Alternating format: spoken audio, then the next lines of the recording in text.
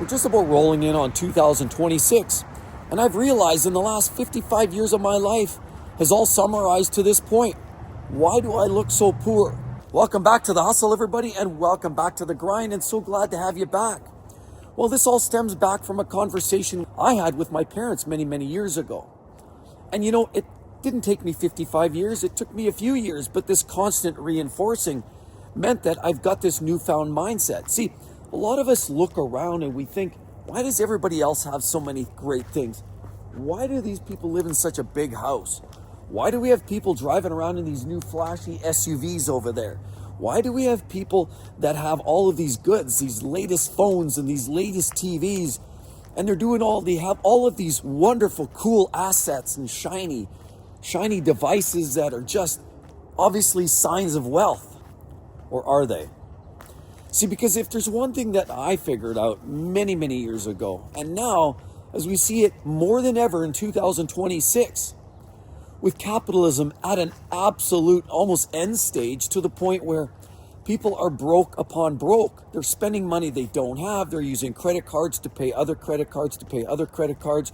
They're getting extra cards from, vendors. They're certainly seeking 8 and 9 year car loans, and people are willing to take out 30-year amortizations or 30-year mortgages to pay for those houses. On top of it now, these days, you can even take out loans to buy a phone, to buy a computer, to buy a TV. You could pay on the go. You can literally buy as you go. You don't even have to pay with cash anymore. See, we're in a society where everybody wants that immediate gratification. People want the goods. They want to show off to their friends. They want to look great in front of their coworkers. I mean, how dare you show up to work with that old clapped out 2003 Dodge Ram when somebody else has that brand new F-150 or that gorgeous black AT4 pickup truck? Wow, they must be doing something right. But this goes back many, many years ago and the upbringing. And that's why in 2026, it's especially important that we really give this a thought. And looking poor may not be necessarily the worst thing that you can do. See, because, I don't necessarily go with the derelict look. I've certainly had, the questions about, why don't you buy a cooler jacket, treat yourself, get yourself a nice pair of shoes. I've had that, family members mention to me that maybe I should treat myself once in a while. But it's almost too ingrained in me at this point. And while, yes, I know those that know me well, cars are the only vice I have, the only vice. And yes, we all have that one thing that sort of drives us, motivates us, and pardon the pun. But honestly, outside of that, I am literally the most frugal person you'll ever see. And so looking poor to me is it's not even a representation of the fact that I don't have income, I don't have wealth, I don't have money. And I come from a middle-class family. We're not wealthy. But to utilize the word poor implies that we literally have zero. And honestly, that's not necessarily a bad way to go about it. That's not the worst thing that you can do, is to go in plain clothes. I mean, there's a lot of wealthy people out there, and I know several of them that have elected to just wear average clothing, average shirts. They don't wear the big brand names, and they're not advertising for brands like Polo, advertising for Gucci, advertising for a lot of these big brand names. Rather, they're wearing clothing that just doesn't have a name brand. They're a dressed down version. They might look the same, they might even feel the same. But I know numerous people that have significant wealth that have always elected to carry their wealth in their bank accounts, in their investments, in their savings. But rather, wearing it doesn't represent you looking rich. Rather, many people would argue those that wear it and flaunt it with their fancy brand clothes and all of the fancy shoes and expensive watches, many believe is just flexing.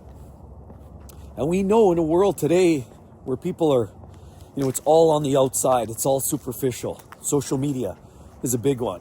Go on Instagram, TikTok. There's no shortage of, that 22-year-old guy that has his first Lamborghini. I mean, let's be honest. What's the reality in that? And there are some that actually have that. I mean, I've met people that are extremely rich and they hand it down to their kids. And I get it. I see that. That happens. But that being said, as a 20 or 22-year-old with a Lambo, whether they earned it themselves or even their family gave it to them, there's a couple of different mixed messages in there. See, because if it was given to them, my parents, all the way from as a young kid, have always instilled in me the idea that if I have some skin in the game, if I have to work for it, if I have to earn it, they don't mind helping out, pitching in a little bit to give me a boost, to help me in some way, whether it's to pay for schooling or whether it's to buy my first car. They're always willing to help, and they always were.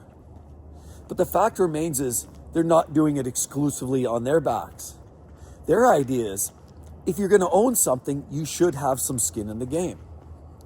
And so the idea behind that is the value of money. It's not about money. It's not about wealth. It's about the freedom. But having goods, having those expensive items, but being locked under the tyranny of expensive car payments, $1,000 a month, $800 a month, $1,500 a month, having a 30-year mortgage that locks you in to that permanent corporate job that you want nothing to do with. You know your boss is treating you like crap. You know the exclusion is there. You know you're getting bumped around. You know you're putting in time that you're not getting paid for. You know you're saying and repeating excerpts from the organization that you don't agree with. You're taking on the persona of these companies and businesses. Why? Because you don't have the freedom.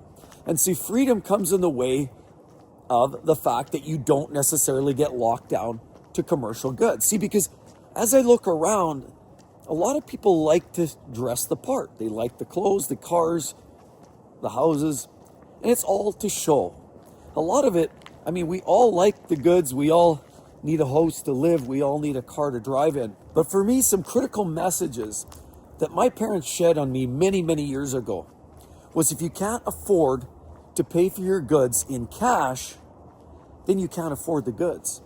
And I've lived with that my entire life.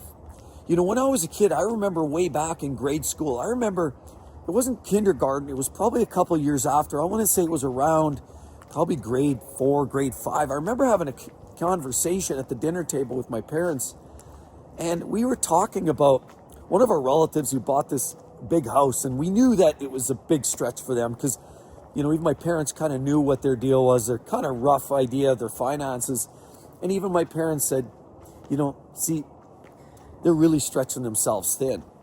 And that spawned into a conversation. I remember having this chat with them and them sort of leading into the conversation about, honestly, if you truly don't have the money for it, if you don't have the cash, you probably shouldn't buy it because that means you can't afford it.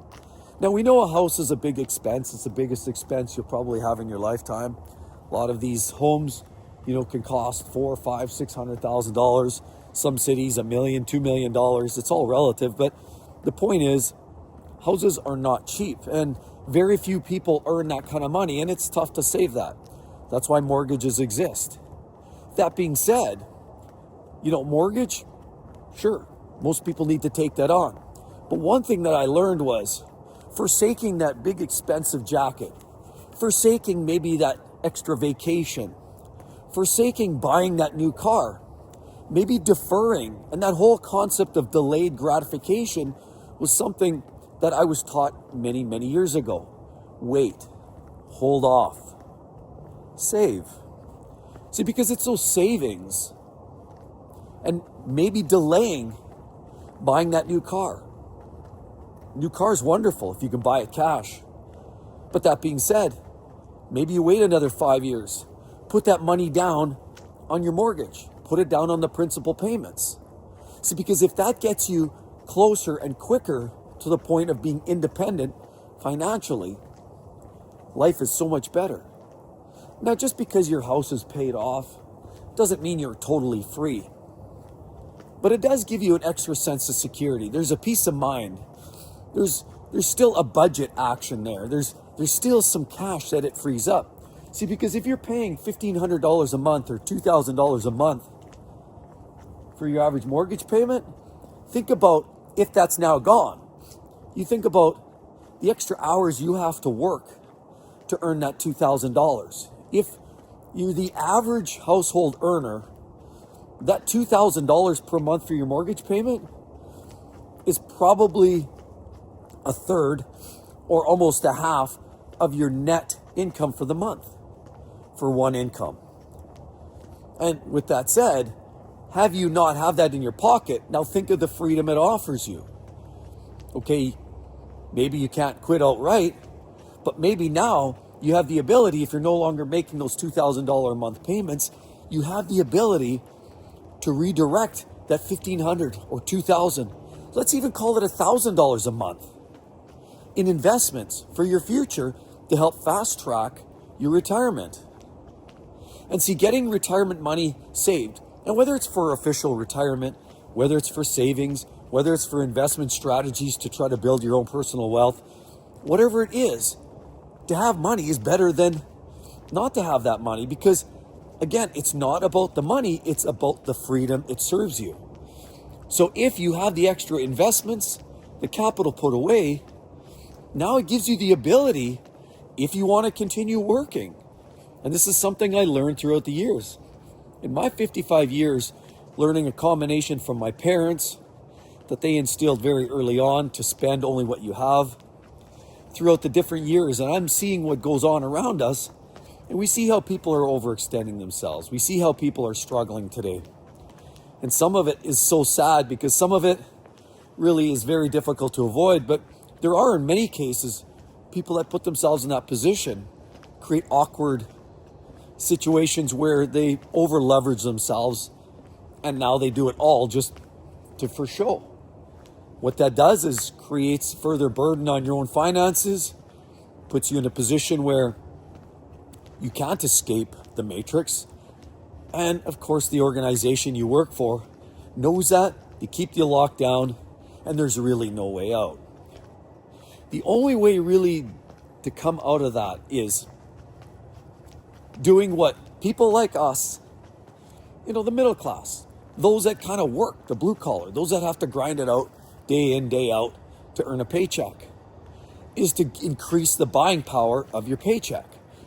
Instead of using that money on bills, mortgage payments, car payments, credit card debt, wouldn't it be nice to not have all those debts and just pay the basics, utilities, and your taxes and insurance? I mean, you could probably cut half of those expenses down just by not having a big mortgage payment. And I learned that early on by delaying the purchase of that new car. And go for it, buy it. But again, as it was always instilled in me as a young person, that you only buy when you have the money. Delay that gratification. So what if your coworker has a new car? So what if your neighbor bought a new car? The way I always seen it, the more you can put that off, that's the more money in your pocket. Because if you think about somebody who buys a new car every 5 years, say $50,000, and they lose about, say, $30,000 on depreciation in that 5 years, $30,000, now you figure that over, say, 20 car purchases, you do the math, you're in that $500,000 range. And that's post-tax earnings. It starts to really open your eyes now, doesn't it? When you start thinking about people that need to buy these new cars every few years, it starts to make you realize, where else can I use that money? And again, it's not so much about the money as it is about the freedom. See, because while we're driving around in our flashy new SUVs, we're realizing that I have to go to work for another month, another year. I've actually now committed, because I got this car loan for 8 years, I have to now go to work for another 8 years minimum to pay this loan off. And the worst part is trying to get out midway usually means most people taking out car loans at that length usually means they're into negative equity. What's negative equity? They're underwater. That means if they were to go to trade it in, it's worth less than it's worth retail today, and they'd have to top up and pay above and beyond what's the outstanding on their loan. So they're losing money on money. They're hemorrhaging cash. And so ultimately, the whole idea of looking poor isn't so literal. It is a little metaphorical, but the point is, The concept of dressing down, keeping it simple, extending the life of your old car right there for a while. Keep it running. Put a set of tires on it. Do the brakes. Can you get another 3 or 4 years out of it? Buy a new car when you're ready, when you've actually earned enough cash. Maybe your house. Do you need that 3,500 square foot house? Maybe you do. Maybe you don't. Maybe it's time to downsize, or possibly even just buy a house that's maybe 1,800 square feet. Is it enough for the 4 of you and your family? These are all just questions you just ask yourself. Everybody has their own space, their own risk tolerance, and their own income levels. So it's not a once and done answer, but the question has to be asked. Is there a simpler way? That's in fact why over the 55 years, it's more important than ever in 2026, with the increasing cost of cars, houses, food, and everything in between, that it's even more important now that there's far more value in looking poor to actually become rich. Thanks again, everybody. I'd like to hear your thoughts down below. Just a quick rant. Hope to see each and every one of you real soon, everybody. Bye-bye.